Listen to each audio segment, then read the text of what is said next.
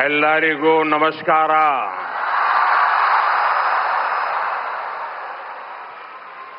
जय श्री कृष्ण. जय श्री कृष्ण. जय श्री कृष्ण. मैं अपनी बात बताना शुरू करूं उसके पहले यहां कुछ बच्चे चित्र बना के ले आए हैं. जरा एसपी जी के लोग और लोकल पुलिस के लोग मदद करें, उसको कलेक्ट कर लें. अगर आपने उसके पीछे अपना एड्रेस लिखा होगा तो मैं जरूर आपको धन्यवाद पत्र भेजूंगा. जिसके पास कुछ न कुछ है दे दीजिए, वो कलेक्ट कर लेंगे और आप फिर शांति से बैठ जाइए.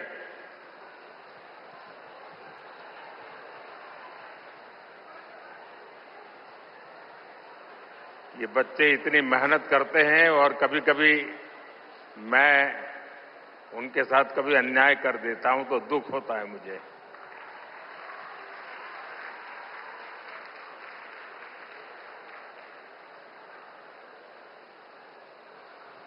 जय श्री कृष्ण. भगवान श्री कृष्ण के दिव्य दर्शनों की संतुष्टि, श्रीमद् भगवद गीता के मंत्रों की ये आध्यात्मिक अनुभूति और इतने सारे पूज्य संतों, गुरुओं की ये उपस्थिति मेरे लिए परम सौभाग्य है. मेरे लिए ये असंख्य पुण्यों को प्राप्त करने जैसा है.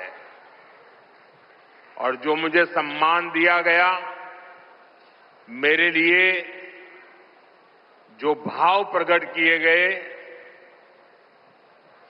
शायद मुझे इतने आशीर्वाद मिले कि मेरे लिए जो कहा जाता है मैं उससे योग्य बनूं और ज्यादा काम करूं और मुझसे जो अपेक्षाएं हैं उसे मैं पूर्ण करूं.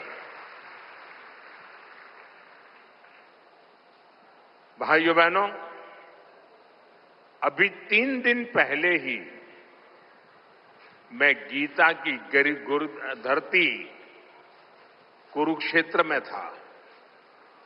अब आज भगवान श्री कृष्ण के आशीर्वाद और जगत गुरु श्री मध्वाचार्य जी के यश की इस भूमि पर आना मेरे लिए परम संतोष का अवसर है. आज के इस अवसर पर जब 1 लाख लोगों ने एक साथ भगवद गीता के श्लोक पढ़े तो पूरे विश्व के लोगों ने भारत की सहस्त्र वर्षों की दिव्यता का साक्षात दर्शन भी किया है.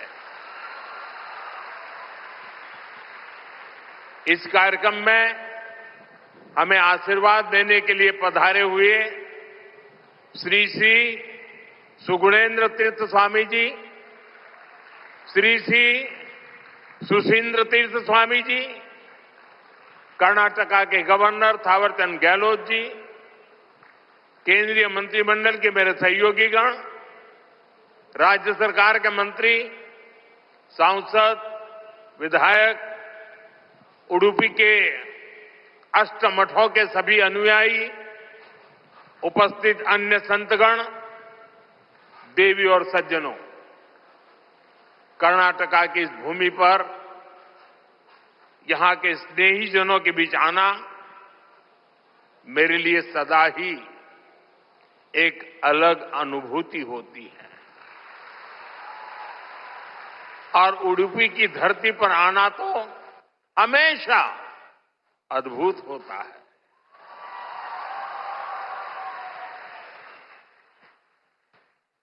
मेरा जन्म गुजरात में हुआ और गुजरात और उडुपी के बीच एक गहरा और विशेष संबंध रहा है। मान्यता है कि यहां स्थापित भगवान श्री कृष्ण के विग्रह की पूजा पहले द्वारका में माता रुक्मिणी करती थी। बाद में जगत गुरु श्री मध्वाचार्य जी ने इस प्रतिमा को यहां प्रस्थापित किया। और आप तो जानते हैं, अभी पिछले ही वर्ष मैं समुद्र के भीतर श्री द्वारका जी का दर्शन करने गया था। वहां से भी आशीर्वाद ले आया। आप खुद समझ सकते हैं कि मुझे इस प्रतिमा के दर्शन करके क्या अनुभूति हुई होगी। इस दर्शन ने मुझे एक आत्मीय आध्यात्मिक आनंद दिया है। साथियों, उडुपी आना मेरे लिए एक और वजह से विशेष होता है। उडुपी जनसंघ और भारतीय जनता पार्टी के सुशासन की मॉडल की कर्मभूमि रही है। 1968 में उडुपी के लोगों ने जनसंघ के हमारे वीएस आचार्य जी को यहां की नगरपालिका परिषद में विजयी बनाया था। और इसके साथ ही उडुपी ने एक नए गवर्नेंस मॉडल की नींव भी रखी थी। आज हम स्वच्छता के जिस अभियान को राष्ट्रीय रूप देख रहे हैं, उसे उडुपी ने 5 दशक पहले अपनाया था। जल आपूर्ति और ड्रेनेज सिस्टम का एक नया मॉडल देना हो, उडुपी ने ही 70 के दशक में इन कार्यक्रमों की शुरुआत की थी। आज ये अभियान देश के राष्ट्रीय विकास का राष्ट्रीय प्राथमिकता का हिस्सा बनकर हमारा मार्गदर्शन कर रहा है। साथियों, रामचरितमानस में लिखा है, कलिजुग केवल हरिगुण गाहा, गावत नर पावही भवथाहा। अर्थात कलयुग में केवल भगवत नाम और लीला का कीर्तन ही परम साधन है। उसके गायन कीर्तन से भव सागर से मुक्ति हो जाती है। हमारे समाज में मंत्रों का, गीता के श्लोकों का पाठ तो शताब्दियों से हो रहा है, पर जब 1 लाख कंठ एक स्वर में इन श्लोकों का ऐसा उच्चारण करते हैं, जब इतने सारे लोग गीता जैसे पुण्य ग्रंथ का पाठ करते हैं, जब ऐसे दैवीय शब्द एक स्थान पर एक साथ गूंजते हैं, तो एक ऐसी ऊर्जा निकलती है जो हमारे मन को, हमारे मस्तिष्क को एक नया स्पंदन, एक नई शक्ति देती है।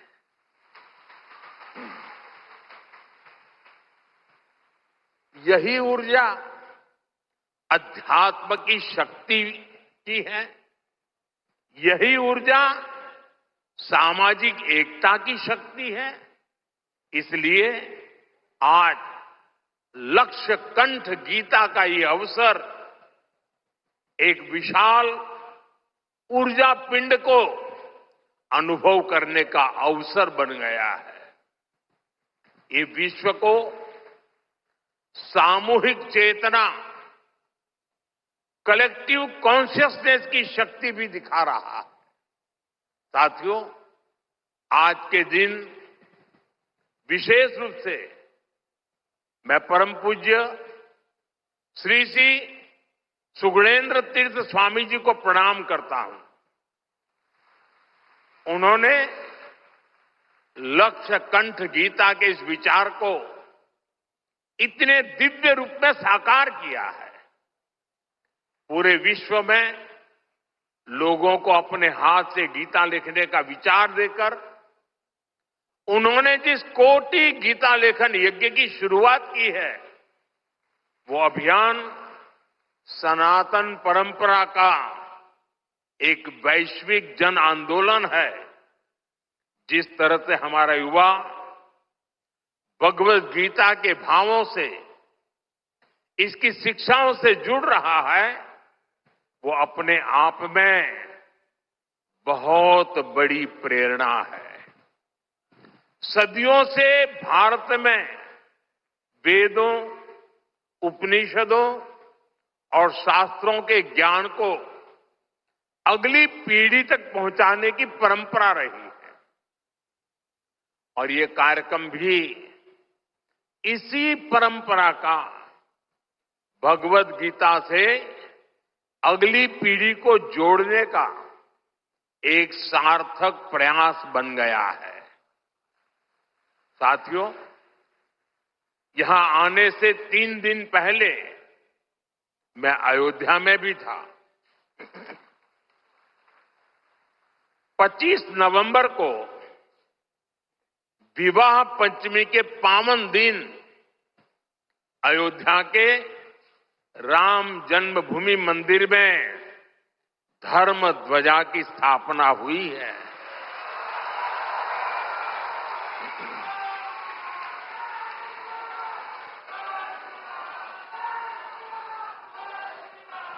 अयोध्या से उडुपी तक असंख्य राम भक्त इस दिव्यतम और भव्यतम उत्सव के साक्षी बने हैं। राम मंदिर आंदोलन में उडुपी की भूमिका कितनी बड़ी है, सारा देश इसे जानता है। परम पूज्य स्वर्गीय विश्वेश तीर्थ स्वामी जी ने दशकों पहले राम मंदिर के पूरे आंदोलन को जो दिशा दी, ध्वजारोहण समारोह उसी योगदान की सिद्धि का पर्व बना है। उडुपी के लिए राम मंदिर का निर्माण एक और कारण से विशेष है। नए मंदिर में जगत गुरु मध्वाचार्य जी के नाम पर एक विशाल द्वार भी बनाया गया है। भगवान राम के अनन्य भक्त जगत गुरु मध्वाचार्य जी ने लिखा था, रामाय शाश्वत सुविस्तृत षड्गुणाय सर्वेश्वराय बलवीर्य महारणवाय, अर्थात भगवान श्री राम 6 दिव्य गुणों से विभूषित सर्वेश्वर और अपार शक्ति साहस के सागर है। और इसलिए राम मंदिर परिसर का एक द्वार उनके नाम पर होना उडुपी, कर्नाटका और पूरे देश के लोगों के लिए बहुत गौरव की बात है। साथियों, जगतगुरु श्री मध्वाचार्य जी भारत के द्वैत दर्शन के प्रणेता और वेदांत के प्रकाश स्तंभ है। उनके द्वारा बनाई गई उडुपी के अष्टमठों की व्यवस्था संस्थाओं और नव परंपराओं के निर्माण का मूर्त उदाहरण है। यहां भगवान श्री कृष्ण की भक्ति है, वेदांत का ज्ञान है और हजारों लोगों की अन्न सेवा का संकल्प है। एक तरह से ये स्थान ज्ञान, भक्ति और सेवा का संगम तीर्थ है। साथियों, जिस काल में जगतगुरु मध्वाचार्य जी का जन्म हुआ, उस काल में भारत बहुत सी आंतरिक और बाहर की चुनौतियों से जूझ रहा था। उस काल में उन्होंने भक्ति का वो मार्ग दिखाया जिससे समाज का हर वर्ग, हर मान्यता जुड़ सकते थे। और इसी मार्गदर्शन के कारण आज कई शताब्दियों के बाद भी उनके द्वारा स्थापित मठ प्रतिदिन लाखों लोगों की सेवा का कार्य कर रहे हैं। उनकी प्रेरणा के कारण द्वैत परंपरा में ऐसी कई विभूतियां जन्मी हैं जिन्होंने सदा धर्म, सेवा और समाज निर्माण का काम आगे बढ़ाया। और जन सेवा की ये शाश्वत परंपरा ही उडुपी की सबसे बड़ी धरोहर है। साथियों, जगतगुरु मध्वाचार्य की परंपरा ने ही हरिदास परंपरा को ऊर्जा दी। पुरंदरदास, कनकदास जैसे महापुरुषों ने भक्ति को सरल, सरस और सुगम कन्नड़ा भाषा में जन जन तक पहुंचाया। उनकी ये रचनाएं हर मन तक, गरीब से गरीब वर्ग तक पहुंची और उन्हें धर्म से, सनातन विचारों से जोड़ा। ये रचनाएं आज की पीढ़ी में भी वैसी की वैसी ही है। आज भी हमारे नौजवान सोशल मीडिया की रील्स में श्री पुरंदरदास द्वारा रचित चंद्रचूड़ शिव शंकर पार्वती सुनकर एक अलग भाव में पहुंच जाते हैं। आज भी जब उडुपी में मेरे जैसा कोई भक्त एक छोटी सी खिड़की से भगवान श्री कृष्ण का दर्शन करता है तो उसे कनकदास जी की भक्ति से जुड़ने का अवसर मिलता है। और मैं तो बहुत सौभाग्यशाली हूं, मुझे इसके पहले भी ये सौभाग्य प्राप्त होता रहा है। कनकदास जी को नमन करने का सौभाग्य मिला है। साथियों, भगवान श्री कृष्ण के उपदेश, उनकी शिक्षा हर युग में व्यवहारिक है। गीता के शब्द सिर्फ व्यक्ति नहीं, राष्ट्र की नीति को भी दिशा देते हैं। भगवत गीता में श्री कृष्ण ने सर्वभूत हिते रताः ये बात कही है। गीता में ही कहा गया है, लोक संग्रहम एवापि संपश्यन कर्तुम अहर्षि। इन दोनों ही श्लोकों का अर्थ यही है कि हम लोक कल्याण के लिए काम करें। अपने पूरे जीवन में जगतगुरु मध्वाचार्य जी ने इन्हीं भावों को लेकर भारत की एकता को सशक्त किया। साथियों, आज सबका साथ, सबका विकास, सर्वजन हिताय, सर्वजन सुखाय, ये हमारी नीतियों के पीछे भी भगवान श्री कृष्ण के इन्हीं श्लोकों की प्रेरणा है। भगवान श्री कृष्ण हमें गरीबों की सहायता का मंत्र देते हैं और इसी मंत्र की प्रेरणा आयुष्मान भारत और पीएम आवास जैसी स्कीम का आधार बन जाती है। भगवान श्री कृष्ण हमें नारी सुरक्षा, नारी सशक्तिकरण का ज्ञान सिखाते हैं और उसी ज्ञान की प्रेरणा से देश नारी शक्ति बंधन अधिनियम का ऐतिहासिक निर्णय करता है। श्री कृष्ण हमें सबके कल्याण की बात सिखाते हैं और यही बात वैक्सीन मैत्री, सोलर अलायंस और वसुधैव कुटुंबकम की हमारी नीतियों का आधार बनती हैं।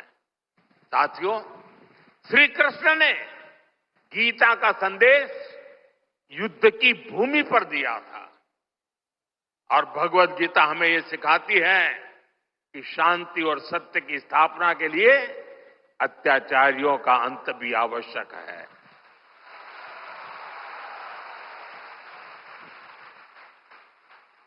राष्ट्र की सुरक्षा नीति का मूल भाव यही है।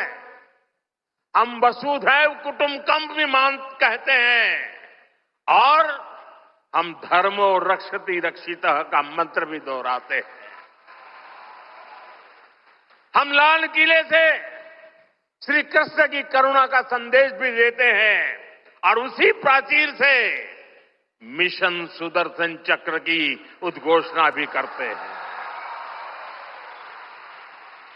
मिशन सुदर्शन चक्र यानी देश के प्रमुख स्थानों की, देश के औद्योगिक और सार्वजनिक क्षेत्रों की सुरक्षा की ऐसी दीवार बनाना जिसे दुश्मन भेद न पाए और अगर दुश्मन दुस्साहस दिखाए तो फिर हमारा सुदर्शन चक्र उसे तबाह कर दे। साथियों, ऑपरेशन सिंदूर की कार्रवाई में भी देश ने हमारा ये संकल्प देखा है। पहलगाम के आतंकी हमले में कई देशवासियों ने अपना जीवन गंवाया। इन पीड़ितों में मेरे कर्नाटका के भाई बहन भी थे। लेकिन पहले जब ऐसे आतंकी हमले होते थे तो सरकारें हाथ पर हाथ रखकर बैठ जाती थी। लेकिन ये नया भारत है, ये न किसी के आगे झुकता है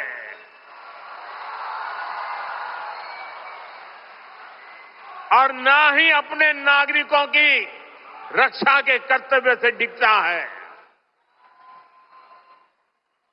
हम शांति की स्थापना भी जानते हैं और शांति की रक्षा करना भी जानते हैं। साथियों, भगवत गीता हमें कर्तव्यों का, हमारे जीवन संकल्पों का बोध कराती है और इसी प्रेरणा से मैं आज आप सभी से कुछ संकल्पों का आग्रह भी करूंगा। ये आग्रह 9 संकल्प की तरह है जो हमारे वर्तमान और भविष्य के लिए बहुत आवश्यक है। संत समाज जब इन आग्रहों पर अपना आशीर्वाद दे देगा तो इन्हें जन जन तक पहुंचने से कोई रोक नहीं पाएगा।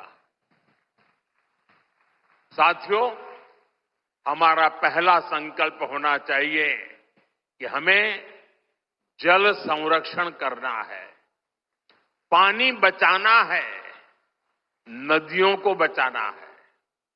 हमारा दूसरा संकल्प होना चाहिए कि हम पेड़ लगाएंगे। देश भर में एक पेड़ मां के नाम अभियान को गति मिल रही है।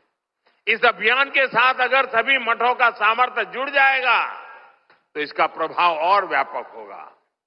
तीसरा संकल्प कि हम देश के कम से कम एक गरीब का जीवन सुधारने का प्रयास करें।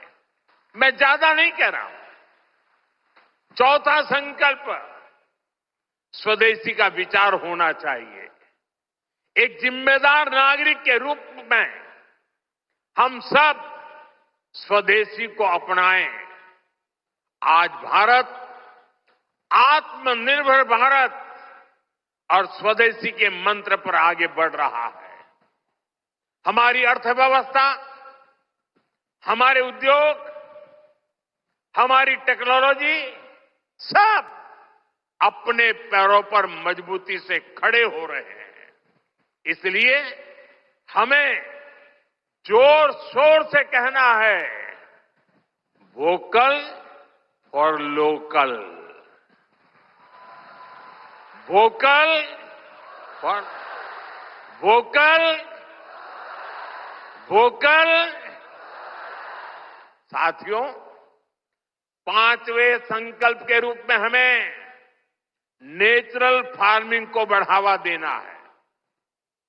हमारा छठा संकल्प होना चाहिए कि हम हेल्थी लाइफस्टाइल को अपनाएंगे, मिलेट्स अपनाएंगे और खाने में तेल की मात्रा कम करेंगे। हमारा सातवां संकल्प ये हो कि हम योग को अपनाएं, इसे जीवन का हिस्सा बनाएं। आठवां संकल्प, मैन्युस्क्रिप्ट्स, पांडुलिपियों के संरक्षण में सहयोग करें। हमारे देश का बहुत सा पुरातन ज्ञान पांडुलिपियों में छिपा हुआ है। इस ज्ञान को संरक्षित करने के लिए केंद्र सरकार ज्ञान भारतम मिशन पर काम कर रही है। आपका सहयोग इस अमूल्य धरोहर को बचाने में मदद करेगा। साथियों, आप नौवां संकल्प लें कि हम कम से कम देश के 25 ऐसे स्थानों का दर्शन करेंगे जो हमारी विरासत से जुड़े हैं। जैसे मैं आपको कुछ सुझाव देता हूं, 3-4 दिन पहले कुरुक्षेत्र में महाभारत अनुभव केंद्र की शुरुआत हुई है। मेरा आग्रह है कि आप इस केंद्र में जाकर भगवान श्री कृष्ण का जीवन दर्शन देखें। गुजरात में हर साल भगवान श्री कृष्ण और मां रुक्मिणी के विवाह को समर्पित माधोपुर मेला भी लगता है। देश के कोने कोने से और खास करके नॉर्थ ईस्ट से बहुत से लोग इस मेले में खास तौर पर पहुंचते हैं। आप भी अगले साल इसमें जाने का प्रयास जरूर करिएगा। साथियों, भगवान श्री कृष्ण का पूरा जीवन, गीता का हर अध्याय कर्म, कर्तव्य और कल्याण का संदेश देता है। हम भारतीयों के लिए 2047 का काल सिर्फ अमृत काल ही नहीं, विकसित भारत के निर्माण का एक कर्तव्य काल भी है। देश के हर नागरिक की, हर भारतवासी की अपनी एक जिम्मेदारी है। हर व्यक्ति का, हर संस्थान का अपना एक कर्तव्य है और इन कर्तव्यों की पूर्णता में कर्नाटका के परिश्रमी लोगों की भूमिका बहुत बड़ी है। हमारा हर प्रयास देश के लिए होना चाहिए।